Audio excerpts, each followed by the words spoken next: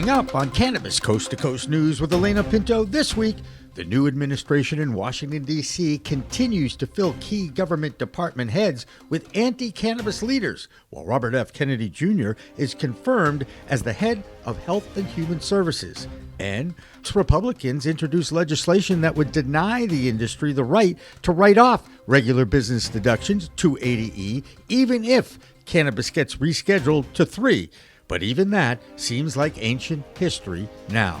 On the state scene, a number of governors in already legal states want to increase taxes on the industry in Maine, Michigan, Ohio, and in Maryland. And there was one feel-good story out of Washington, D.C. Longtime teacher Marc Fogel, who was jailed in Russia for cannabis possession, is released in exchange for... Shh, it's a big secret. Does that mean that our food supply allows the pesticides, but our cannabis side is testing more strictly for things like that? Right? So listen, I'm a guy who is not big on. I'm not like some libertarian nut job, but I don't love all the regulations. I think we've been smoking weed forever, and I wish it was just.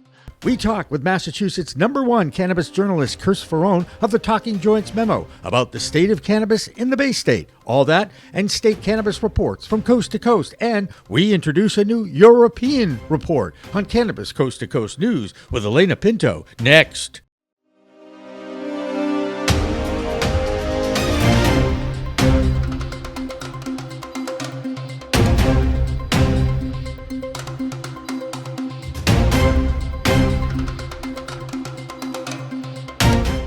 Hi, everyone. Welcome to Cannabis Coast to Coast News, PCMTV's weekly production of the biggest stories in the cannabis industry. I'm Alaina Pinto. Have you downloaded the free PCMTV app? If you want the easiest access to our coverage of the industry, just scan the QR code and it'll take you to the App Store to download the app that not only has the most recent show, but 4 years of documentation of the fight to end cannabis prohibition in the United States.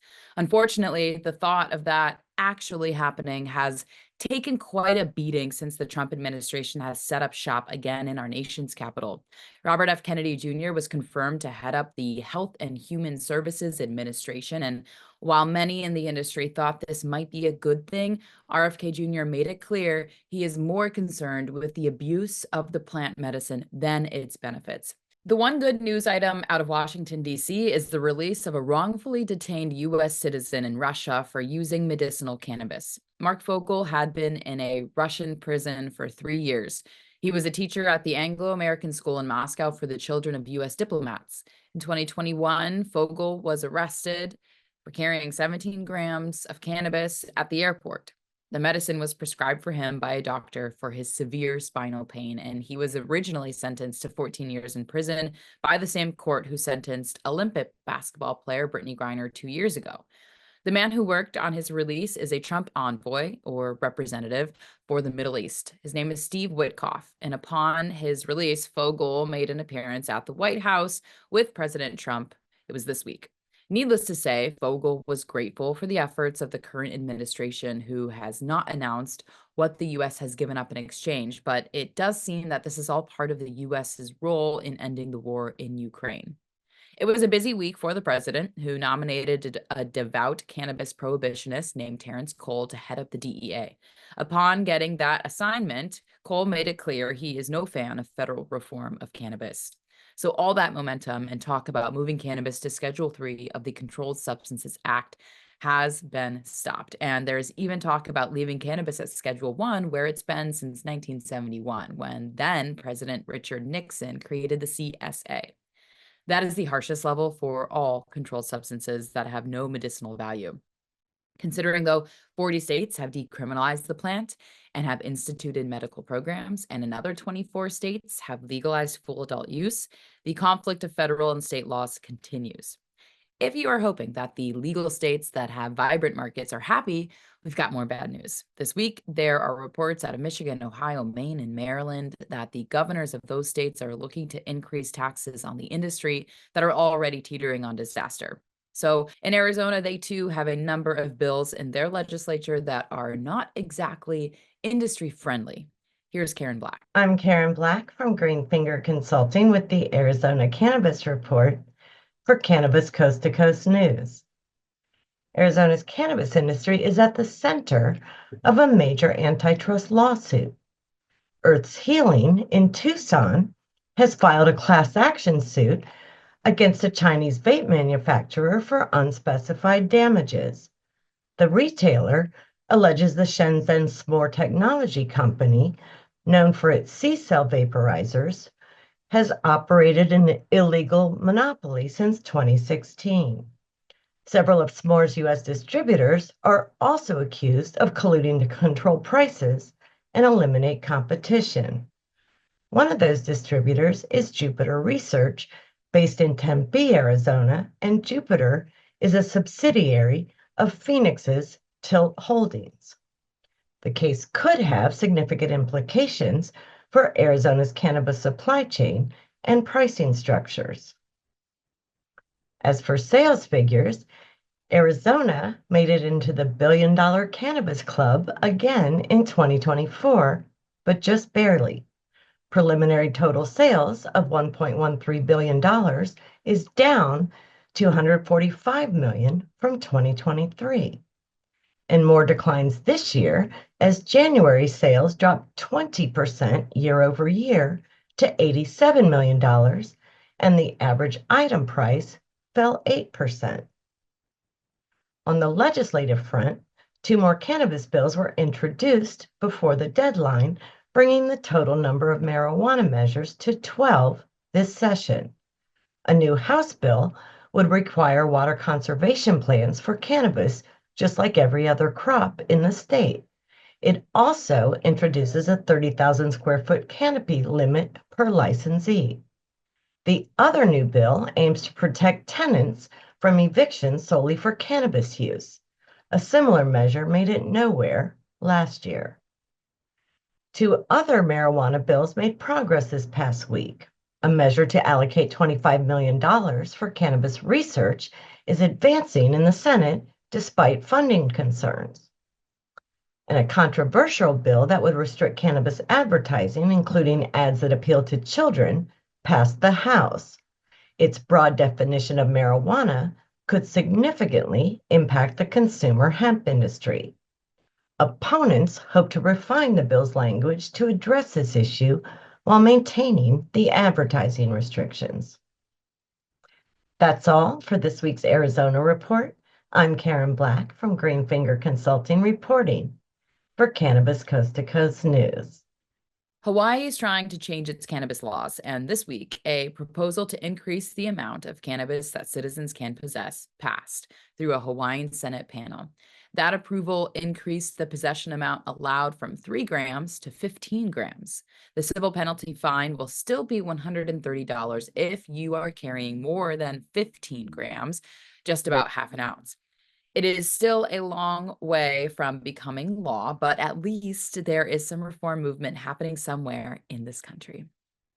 Not much difference in Virginia, where the legislature there continues to move forward with proposals for adult use, and their governor, Glenn Youngkin, continues to say he doesn't care.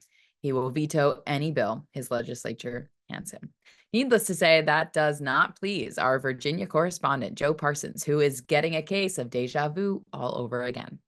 I'm Joe Parsons, and this is the Virginia Cannabis Connection, brought to you by Higher Education's Coffee Talk and 97.5 3WB, reporting for Cannabis Coast to Coast News. There is some positive news to report from the Commonwealth this week. Both bills that were introduced this session that would allow for retail cannabis operations to begin have passed their respective chambers and will be headed back to the governor's desk for approval once the General Assembly adjourns later this month. Senate Bill 970, carried by Democratic Senator Aaron Rouse, passed on a strict 21-19 party line vote, with no Republicans voting for it and no Democrats voting against it. House Bill 2485, led by Democratic Delegate Paul Krizik, cleared the House with limited bipartisan support. Delegate Chris Obenchain and Delegate Will Moorfield were the only 2 Republicans to back the House measure. While it's important to note that getting support from Republicans is a good start, there has been a strong indication that one Republican that can actually enact change, Glenn Youngkin, is likely to veto the bills as he did the year before. Delegate Krizik said this week, It's great that this bill is getting Republican votes, but the one that matters is the governor, and yet he is unwilling to recognize that it is 2025, not 1975. It's time to work across the aisle together to regulate retail cannabis sales to adults. And lastly, when I left the sentencing of Don Morris last week, she asked if I would give her a hand with Higher Education's podcast, Coffee Talk, sponsored by 97.5 3WV in Charlottesville. I was a guest on her show a couple of times and loved how she always put the cannabis community first. I was honored to be asked and, of course, gladly accepted. So, starting next week, join me every Monday at 4:20 p.m. for Coffee Talk, where Seth, Ashley, and myself will bring the best stories from the cannabis industry and talk with the people that are working to make change in the Commonwealth. Well, that's going to do it for this week. From Higher Education's Coffee Talk, sponsored by 97.5 3WV, and reporting for Cannabis Coast to Coast News, I'm Joe Parsons. Until next time, stay lifted. There's quite a bit of movement in the Illinois state legislature regarding the current existing cannabis laws in that state. The Chicago clone guy, Marc Allen, has a full report in the latest there. What's up, everybody? Marc Allen, the Chicago clone guy here. This is Bird reporting from Illinois for Cannabis Coast to Coast News. Today we're going to talk about a bunch of House bills that seem to be flooding in this new year, which I'm actually glad to see for once. I know House bills are kind of like opinions. Everybody has them. There's a ton of them, but the ones that have been coming out in Illinois are seeming pretty legit. So let's hopefully see them get some momentum. Let's jump into it. House Bill 2557, simply put, is the Cannabis Delivery Act. Simply put, that's going to allow for dispensaries and legal, organizations to, simply put, deliver cannabis to your doorstep.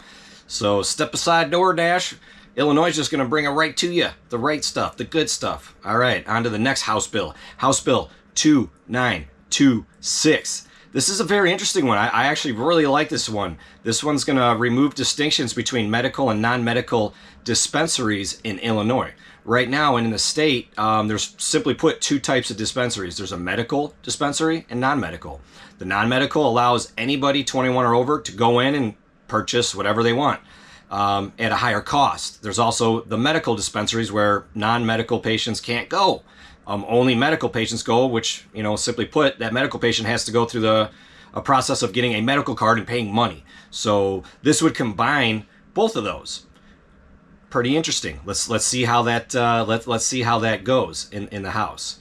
Another one, House Bill 1055. This one's very interesting also, actually more interesting than the last one. This is gonna help people with past cannabis convictions get it expunged off their record. Simply put, it's gonna modify the definition of minor cannabis offenses. And how is it gonna do that? It's gonna modify it by increasing the limit of cannabis from 30 grams to 100 grams for expungement. So if people were convicted of possessing cannabis over 30 grams, but less than 100, they can go back, pay a bunch of money, hire a lawyer, go to court, and get it expunged off the record. Sounds like a lot of fun. You would think that maybe the state would just, maybe just expunge it and take it off the record. But either way, it's a step in the right direction. Whew, okay, I'm getting there. On to the next one. House Bill 3498. This one's pretty cool too. Illinois is coming in heavy hitting right now. So House Bill 3498 is pretty cool. So this allows for caregivers to now have a caregiver, simply put, is somebody that can grow cannabis for somebody else that can't grow it.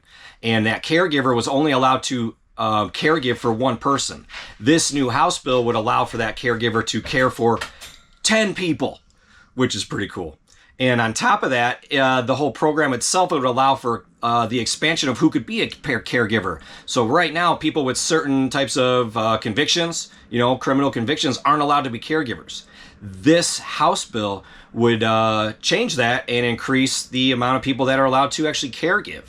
And the biggest part of this bill would be that the people that are allowed to grow cannabis in Illinois with their medical card, they would be able to grow 12 plants. Previously, right now, as it stands, it's 5 plants you're allowed to grow. So it would go from 5 plants to 12 plants. That's a good amount of plants. I mean, I know people that can pull a pound per plant. So that's a lot of product to get it. But hey, I love it. The more the merrier, and I love seeing that happen.